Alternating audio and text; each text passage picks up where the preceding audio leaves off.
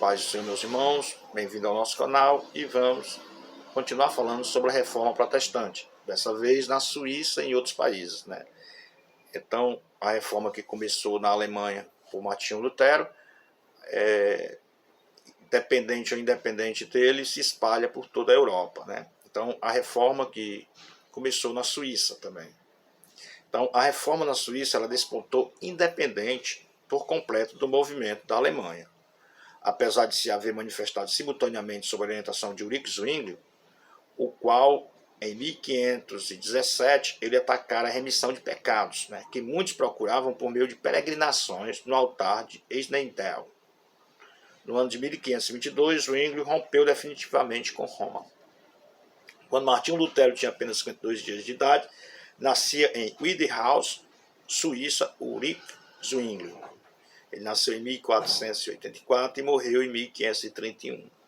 Em virtude do interesse que o tio paroco ele tomou por ele, conseguiu Zwingli uma educação secundária de alto nível, né, indo após para as universidades de Viena e de Basileia. Ele recebeu a influência de mestres humanistas, homens que representavam a flor do pensamento revolucionário do Renascimento, né, ou das renascenças, né, que o moldam definitivamente. Neste ponto, nós vemos a diferença entre ele e Lutero, que foram educados principalmente por influências medievais. A reforma foi estabelecida em Zurique, tornou-se um movimento mais radical do que na Alemanha. Entretanto, o processo desse movimento mais radical do que na Alemanha foi prejudicado por uma guerra civil. Essa guerra civil ela começou entre os 4 cantões que permaneceram católicos e os 9 que preferiram o protestantismo. Então, era 4 cantões católicos contra 9 cantões protestantes. Na segunda das breves campanhas de Zwingli, que com seu ardor patriótico tinha ido para o campo de batalha, caiu lutando em 1531. Então, ele foi combater os católicos no campo de batalha e lá ele foi morto por um deles. Então, Calvino ele lidera a reforma em Genebra, uma vez que Zurique tinha caído, né, com Zwingli, agora Calvino lidera em Genebra. Então, substituindo Zwingli no protestantismo suíço, surgiu João Calvino, chamado o maior teólogo da cristandade depois de Agostinho. Ele era francês da cidade de Lyon, na Picárdia, na França, né? João Calvino, ele nasceu em 1509 e morreu em 1564. Ele nasceu 26 anos depois de Lutero, de modo que pertencia à segunda geração da Reforma. Ele converteu-se ao protestantismo em 1533. Calvino ele teve de fugir de Paris um ano mais tarde, juntamente com outros convertidos, em virtude de uma terrível perseguição. Foi residir em Basileia, onde em 1536 ele publicou uma famosa obra Institutas, né, na qual analisavam as doutrinas evangélicas mais importantes. Na primeira edição, o livro era pequeno, não era ainda o tratado de teologia que veio a ser depois. Até então, nenhum livro desta natureza tinha sido publicado. O livro de Calvino foi muito útil aos protestantes como instrumento da sua luta, trabalhando diuturnamente durante o seu longo ministério de 24 anos, Calvino conseguira estabelecer uma igreja bem organizada que possuía um presbítero que vigiava a conduta do povo e os ministros, né? E dos ministros, aliás. E um serviço social a cargo de diáconos e uma academia onde se ensinava teologia e preparavam-se obreiros para a evangelização de outros países. Enfim, zelando pelo cristianismo bíblico, que era ali ardorosamente vivido. Essa foi a reforma de Genebra, né, na Suíça. A reforma na Inglaterra, a gente vai falar um pouco, porque também foi de suma importância para o cenário atual do protestantismo, né? Então, influências que contribuíram para a reforma. Muito antes do rompimento do Henrique VIII, rei da Inglaterra, com o Papa, várias forças contribuíram para o preparo do povo inglês a fim de receber a reforma.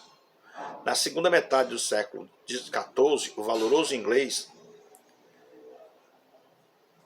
levantado por Deus para uma grande obra, o seu nome era Dr. John Wycliffe, né? John Wycliffe. Seu trabalho era reunir as palavras-chave dos 200 dialetos que se falavam na sua pátria, fazendo deles uma língua. Em seguida, traduzir para esta língua as escrituras sagradas. Os irmãos Lollardos, adeptos de Wycliffe, conservou vivos seus ensinamentos por muitos anos. Então, primeiramente, você tem que ter uma língua. Depois que você tem uma língua, você padroniza. Depois de você padronizar, você traduz a Bíblia. Essa era a ordem dos fatos, ali na Inglaterra. E Wycliffe, John Wycliffe, doutor John Wycliffe, ele fez isso. Né? Os Lollardos eram os discípulos de Wycliffe, né? Que preparavam e ensinavam a Bíblia ao povo e também procurava traduzir, né, a Bíblia para a língua inglesa. Outro grande homem de Deus foi William Taylor, um inglês que resolveu fazer de seus patrícios, por seus patrícios, o que Lutero, seu contemporâneo, né, havia feito pelos alemães. Em 1524, Tyndale deixa a Inglaterra, chega na Alemanha, a fim de traduzir a palavra de Deus para a sua terra. Isso seria impossível ao cabo de exaustivos anos de trabalho.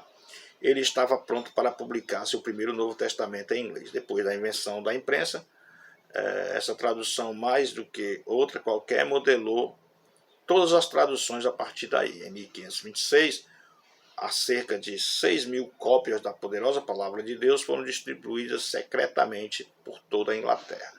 Tyndale foi martirizado em Antuérpia no ano de 1536, estrangulado publicamente, em seguida queimado o seu corpo. Outro dirigente da reforma na Inglaterra, que deve ser lembrado, é Thomas Cranmer, arcebispo da Cantuária. Foi com ele que praticamente a reforma começou. Os mosteiros foram suspensos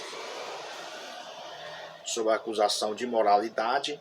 A Bíblia em inglês foi colocada nas igrejas e um livro de orações para o culto em inglês. Cranmer, após ajudar de modo notável a Inglaterra a tornar-se protestante, retratou-se no reinado da rainha católica Maria, na esperança de salvar a vida. Então, mesmo ele fazendo tudo isso pelo protestantismo, quando a rainha católica chegou, ele se quebrou, né? Ele amoleceu e quis voltar atrás do que já tinha feito, para não morrer na fogueira. Mas, entretanto, ao ser condenado a morrer queimado, ele revogou a retratação. Foi muito dramático o martírio desse homem de Deus. Ao ser levado ao lugar do seu suplício, Cranmer ele despojou-se do seu vestido externo e deixou-se amarrar ao porte com uma cadeira de ferro, né? Acendeu-se em seguida a fogueira. Enquanto o fogo chegou à roda dele, estendeu a sua mão direita sobre as chamas, a mão que assinara a retratação, e viram-nos dizeres repetidas vezes: esta indigna mão, está indigna mão. Em seguida repetiu diversas vezes o grito de Estevão: Senhor Jesus, recebe o meu espírito. E assim expirou. Quando ele estava se referindo a esta indigna mão, foi a mão que assinou a retratação. Ele assinou a retratação, mas não teve jeito, né? Como já ia morrer mesmo, ele resolveu cair atirando, como se diz, né? Eu retrato, mas agora também eu vou morrer e vou deixar isso para a história, né? E se diz que quando ele foi queimado, a primeira coisa que ele queimou foi a mão, né? Queimou a mão na fogueira, ia queimar o corpo todo mesmo, então como símbolo ele queimou a mão dele. Henrique VIII foi de 1509 e morreu em 1547, né? Morreu jovem, né? Com menos de 40 anos. A obra da reforma na Inglaterra ela foi favorecida e também prejudicada por Henrique VIII, o que se separou de Roma, né? Porque o Henrique VIII tentou não há de forma alguma uma verdadeira reforma religiosa, né? Ele acabou com a obediência ao Papa no ano de 1534. saqueou os mosteiros, de cujos rendimentos se apoderou para o seu próprio uso. O motivo que levou Henrique a esta espécie de reforma foi porque o Papa Paulo III, seu contemporâneo, não correspondeu com toda a sua fidelidade à Igreja Católica. Ele negou o divórcio com Catarina de Aragão, né? Henrique VIII fundou uma igreja católica inglesa, sendo ele mesmo o chefe, né? Aquele que não concordava com a sua ideia, quer católico, quer protestante, era por ele condenado à morte. Então, ele formou uma igreja católica inglesa em que ele era o chefe da igreja, né? E quem não concordasse com ele, se fosse católico ou protestante, morria na fogueira. Então, depois que ele morre, surge com Eduardo VI, né, de 1547 a 1553, né, a reforma fez grande progresso. Apesar de curto, né, a causa da reforma progrediu com 9 anos de idade, né, e cujo reinado foi curto. A causa da reforma prosseguiu, né. Dentro de 5 anos foram publicados um primeiro e um segundo livro de orações, modificando o culto da igreja de acordo com as ideias da reforma. O parlamento decretou leis que exigiam que todas as pessoas assistissem ao culto reformado. Enquanto isso, os ensinos da reforma se divulgaram entre o povo. Então, a reforma estava a toda pompa, né? A todo vapor lá na Inglaterra nesse período. Aí surge, depois de Eduardo VI, Rainha Maria a Sanguinária, que ela reinou de 1553 a 1558. Então, ela queria voltar novamente à Inglaterra católica. Ela sucedeu a Eduardo VI, fez um esforço decidido para restaurar o romantismo, ou romanismo, né? Romanismo. E em seu governo, muitos protestantes sofreram martírios, mais de 300, entre os quais Latimer, Ridley e Cranmer, que falamos deles, né? Então, esses homens foram todos martirizados na Inglaterra da Rainha Maria a Sanguinária. E martírio de Latimer, acredito que seja esse o nome, Ridley, né? Estes servos de Cristo, eles foram amarrados ao mesmo poste, e à proporção que o fogo ia ardendo em volta deles, iam se animando mutuamente ao Senhor, mutuamente no Senhor. Ridley sofreu muito mais porque a lenha empregada para o seu martírio era verde, e bem precisava de consolações do seu irmão Marte, né? Tenha coragem, mestre Ridley, dizia Latimer, enquanto as chamas subiam ao rumo deles.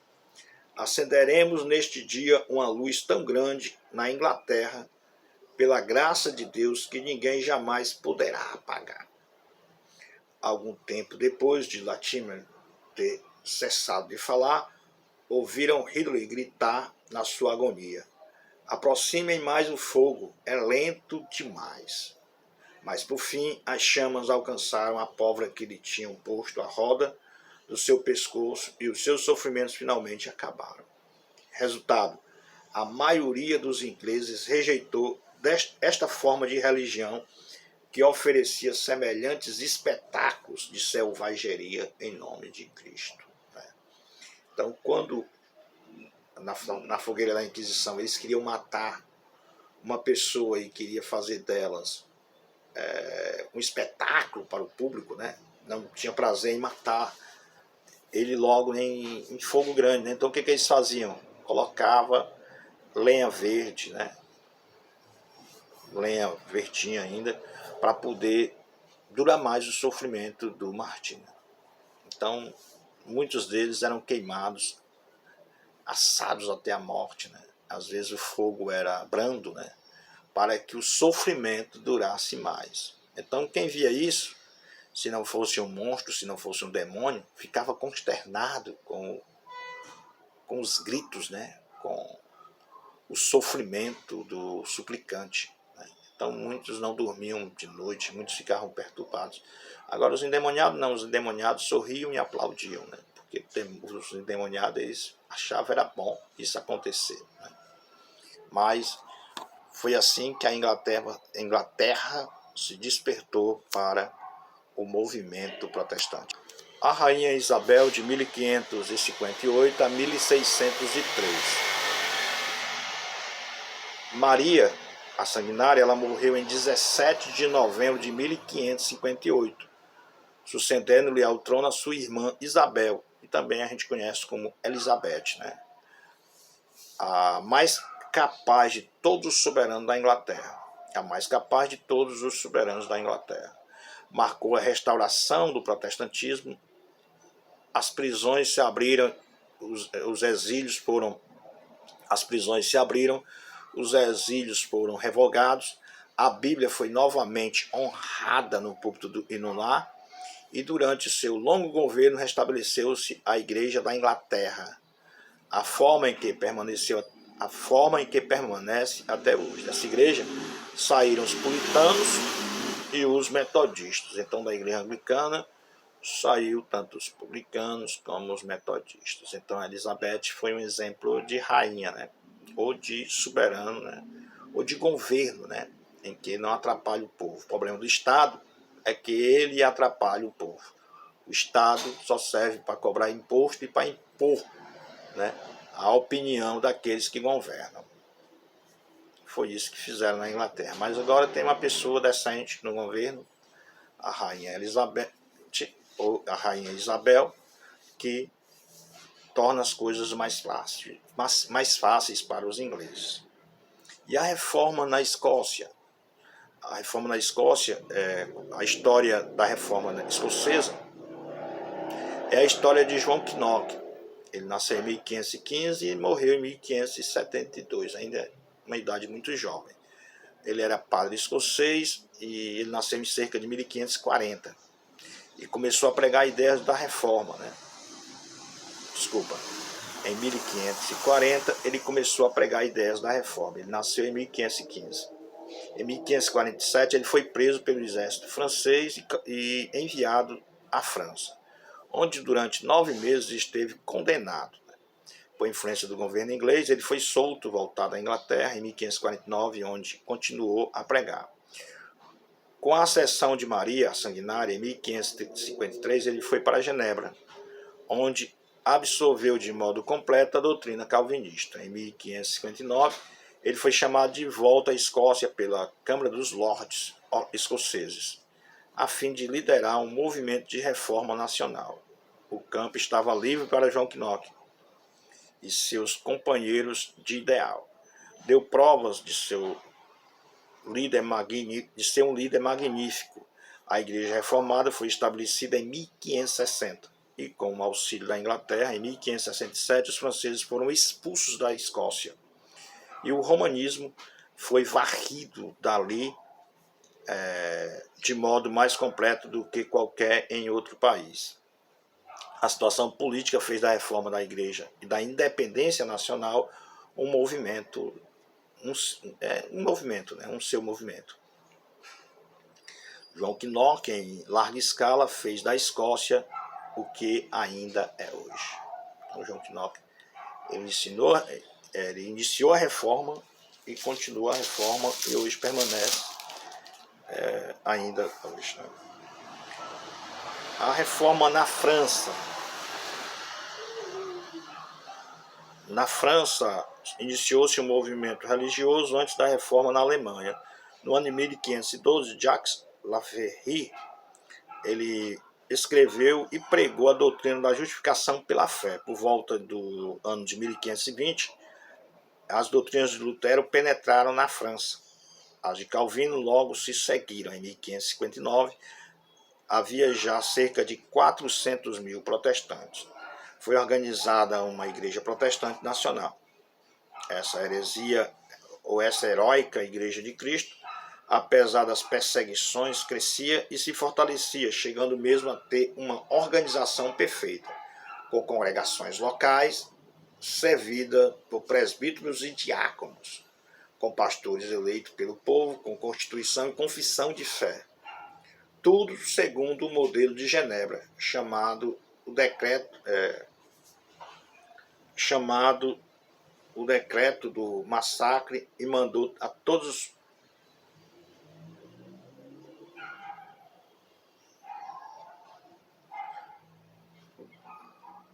o modelo de Genebra, né?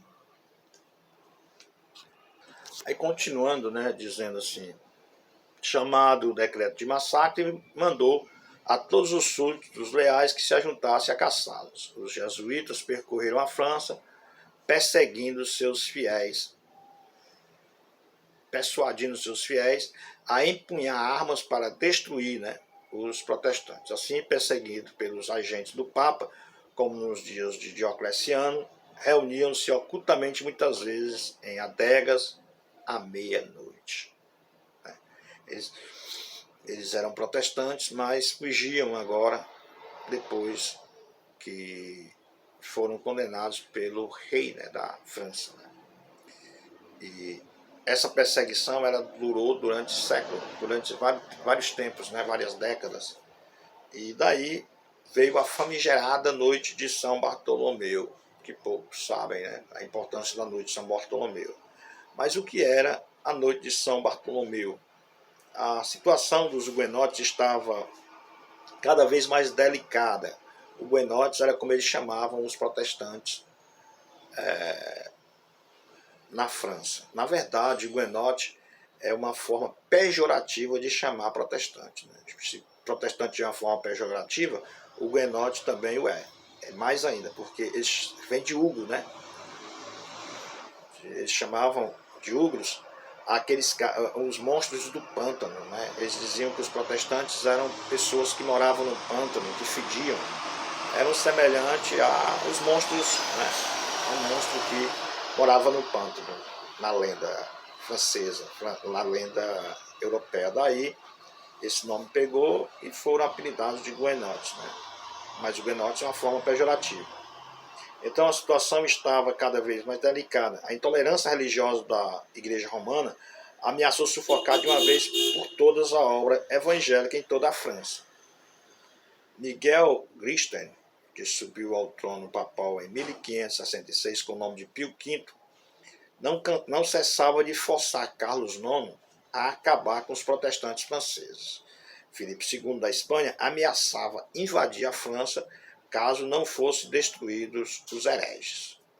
Os padres pregavam sem descanso a morte dos calvinistas, e um diabólico plano estava sendo assentado no espírito de Catarina de Médici, mãe do rei romanista, ardorosa e instrumento dócil do Papa. Na madrugada de domingo de 24 de agosto de 1572, nas janelas escuras de Louviers, né, Catarina de Médici, Carlos IX e o Duque de Anjou, mãe e os filhos debruçaram-se ansiosos e anelantes, como aves da rapina, à espreita das vítimas indefesas. Nas ruas silenciosas e sombrias, grupos de homens tomam posições. Rumores de vozes abafadas, tinindo de armas. Os assassinos estão prontos e esperam um sinal. Veio de súbito, entre 2 e 3 horas, através do badalar do sino da grande igreja de Saint-Germain, que dá o sinal da matança. Logo, todos os sinos de Paris tocam a rebate.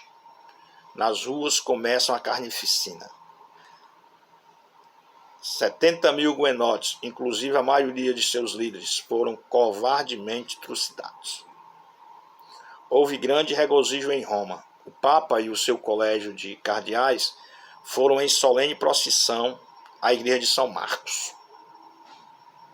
Mandou cantar o Te Deum em ação de graças, né? E mandou cunhar uma medalha comemorativa do massacre e enviou um cardeal a Paris para levar ao rei e à rainha mãe suas congratulações, bem como dos cardeais. Em seguida ao massacre de São Bartolomeu, os huguenotes uniram-se para a resistência, até que finalmente em 1598, pelo Tratado de Nantes, foi-lhe concedido o direito de liberdade de consciência e de culto. Mas nesse entretempo, uns 200.000 pereceram mártires, né? Então, antes de assinar esse acordo, mais ou menos uns 200.000 protestantes pereceram. E veio a Contra-Reforma, né? Em 50 anos, a Reforma varrera a Europa, alcançando a maioria dos países, né? A maior parte da Alemanha, Suíça, Países Baixos, Escandinávia, Inglaterra, Escócia, Boêmia, Hungria, Polônia, e fazia progresso na França. Foi um golpe terrível na Igreja Romana, que em represária organizou a Contra-Reforma.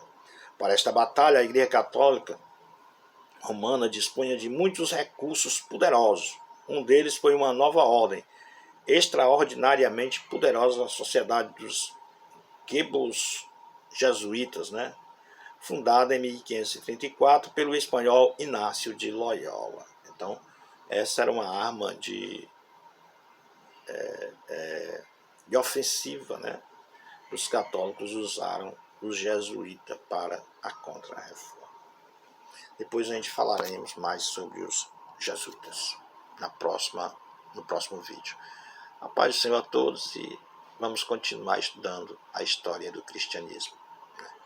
A história, ela tende a se repetir. Então, a paz do Senhor a todos, até o próximo vídeo. Que Deus os abençoe.